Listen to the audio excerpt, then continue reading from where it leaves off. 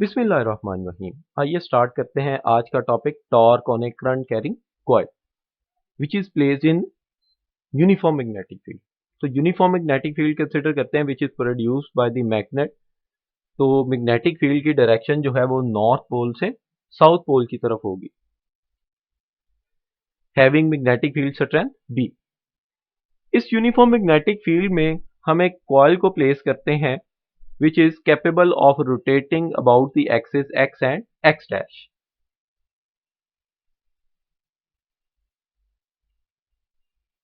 Having sides A, B, C, D and A और coil की width जो है वो A के इक्वल है और लेंथ जो है वो L के इक्वल है। तो हम एरिया ऑफ द कॉइल को लिख सकते हैं A into L. As we said that coil is current carrying coil. तो करंट की डायरेक्शन जो है वो हम कंसिडर करते हैं इस साइड से करंट एंटर होता है, then from D to A, फिर A से B और फिर B से C की तरफ और C साइड से इस एंड से बाहर चला जाता है। हमें पता है कि जब करंट कैरिंग कॉइल को मैग्नेटिक फील्ड में प्लेस करें या करंट कैरिंग कंडक्टर को कह सकते हैं कि मैग्नेटिक फील्ड में प्लेस करें तो उसके ऊपर मैग्नेटिक फोर्स एक्ट करती है। And the magnitude of this magnetic force is equal to F is equal to ILB sin of theta, where theta is the angle between length of the conductor and magnetic field. और हमें याद होगा कि length of the conductor जो है वो हम current की डायरेक्शन में कंसिडर कर लेते हैं। आइए इस करंट कैरिंग कॉइल को हम पोर्शंस में डिवाइड कर लेते हैं और हर पोर्शन जो है वो बिहेव करेगी एज ए कंडक्टर और उस पे इंडिविजुअली इस फोर्स को अप्लाई करेंगे और देखेंगे कि हर कंडक्टर के ऊपर फोर्स की वैल्यू क्या निकलती है। हम कॉइल को कंसिडर करते हैं, उसकी एक साइड ए बी है और दूसरी साइड सी डी है।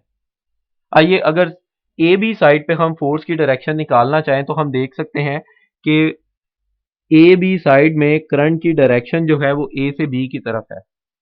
तो ए बी साइड जो है वो मैग्नेटिक फील्ड लाइन के एंटी पैरेलल आएगी, जिसकी वजह से थीटा की वैल्यू जो है वो 180 डिग्री के इक्वल होगी। तो हमें पता है साइन ऑफ 180 डिग्री जो है वो 0 के इक्वल होता है, इसलिए फोर्स की वैल्यू क्या होगी? 0। This means there is no contribution of force of the side of coil A B. इसी तरह अगर हम सी डी साइड की फोर्स की कंट्रीब्यूशन देखें तो इसमें करंट की डायरेक्शन हम देख सकते हैं फ्रॉम सी टू डी है, which is parallel to magnetic field line. तो फिर थीटा की वैल्यू क्या आएगी इस साइड की? 0। और हमें पता है साइन ऑफ 0 जो है 0 के इक्वल होता है, इसलिए इस साइड सी डी की भी कंट्रीब्यूशन फोर्स में क्या होगी? 0 होगी। This means there is no contribution of force of side A B and C D on this coil. आइए अब कैलकुलेट करते हैं फोर्स की value on side D A. B से ए की तरफ कंडक्टर में करंट की डायरेक्शन डाउनवर्ड है और मैग्नेटिक फील्ड लाइंस जो है वो नॉर्थ से साउथ की तरफ है, तो दोनों एक दूसरे के साथ क्या फॉर्म करते हैं? 90 डिग्री के angle. Both are at right angle to each other.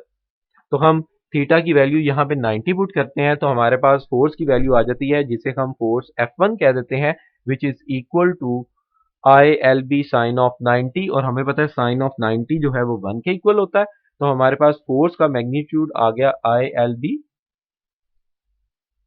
अब हम फोर्स F2 कैलकुलेट करते हैं which is on the side BC।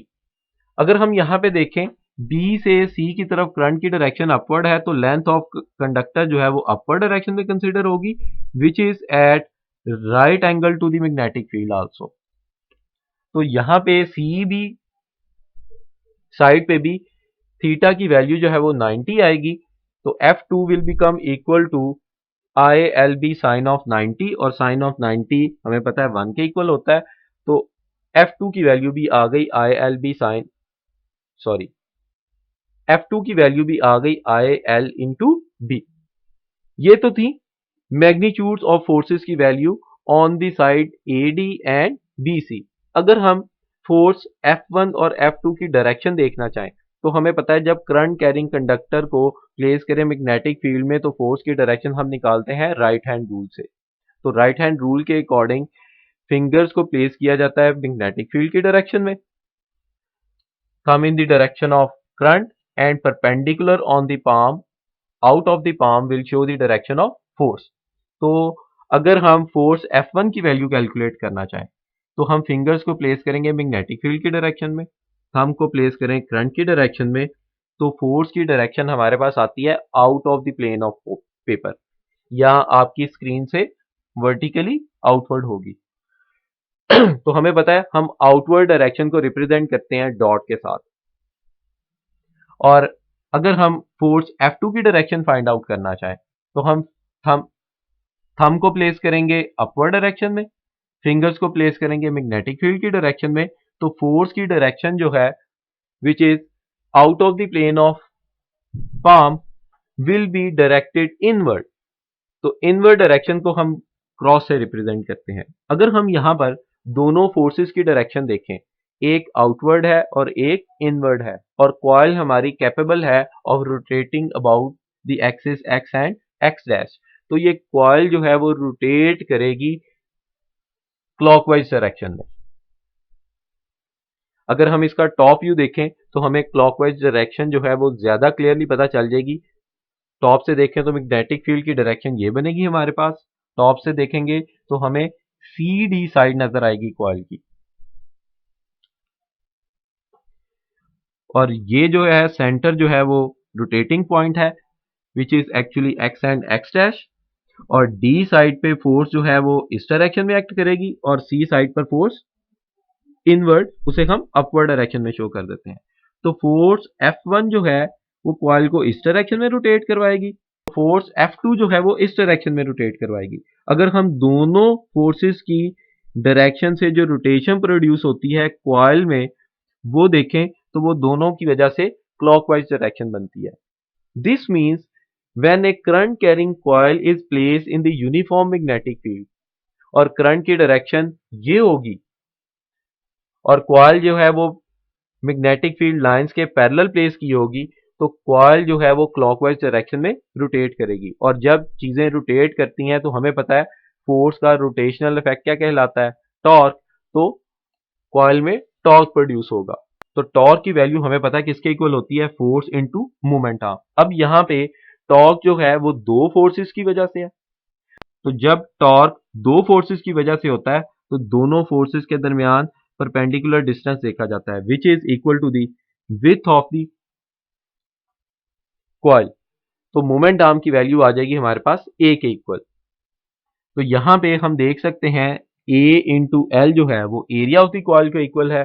तो हम लिख सकते हैं torque which is acting on the current carrying coil placed in the magnetic field is equal to I B A. इसे हम इक्वेशन 5 कह देते हैं। हमारे इस केस में प्लेन ऑफ द कॉइल जो है वो मैग्नेटिक फील्ड लाइंस के पैरेलल था। अगर plane of the coil parallel ना हो मैग्नेटिक फील्ड लाइंस के, कुछ इस तरह से हो, तो यहां पे हमें पता है फोर्स की डायरेक्शन डाउनवर्ड है और यहां पे फोर्स की डायरेक्शन अपवर्ड है। तो जो मूवमेंट आर्म का पोर्शन पैरेलल आएगा मैग्नेटिक फील्ड लाइन के, वो टॉर्क प्रोड्यूस करने में रोल प्ले करेगा which is equal to a cos of alpha.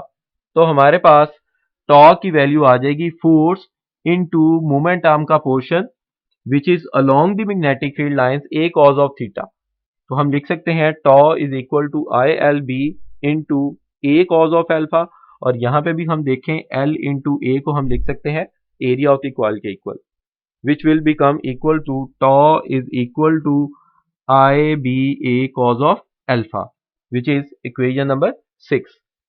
अगर plane of the coil magnetic field lines के पैरेलल हो तो अल्फा की वैल्यू हमारे पास क्या आएगी, 0 के इक्वल, और कॉज ऑफ 0 जो है 1 के इक्वल होता है, तो हमारी इक्वेशन 5 रीड्रॉ हो जाएगी।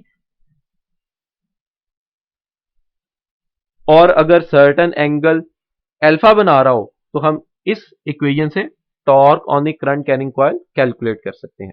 Thank you.